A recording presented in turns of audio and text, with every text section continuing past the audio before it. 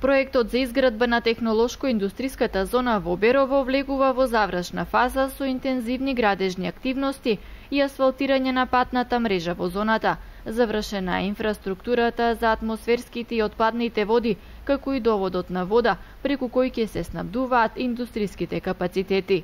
Па јас мислам дека сето тоа што ангажираната градежна група го прави согласно динамиката која ја имаат тие како задача да бидат реализирани работите и се завршени еден поголем дел од изградбата на инфраструктурните објекти кои треба да бидат градени. Тоа е изградба на колектор за фекална канализација во индустријската зона, доведена е водата за индустријската зона и сега во последните денови гледам дека се работи на завршување на објектите од сообраќајната инфраструктура, тоест изградени се тротоарите и се асфалтираат улиците кои ќе бидат потребни во индустријската зона.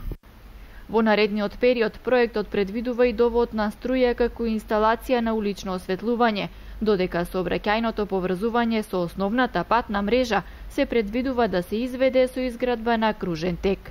Ќе биде донесена електричната струја за напојување на капацитетите таму со струја и ќе биде решено влезниот дел на индустријската зона, тоест приклучувањето на регионалниот пат Берово-Струмица, со тоа што ќе се отпочне со изградба на кружен тек за непречено и безбедно влегување во зоната.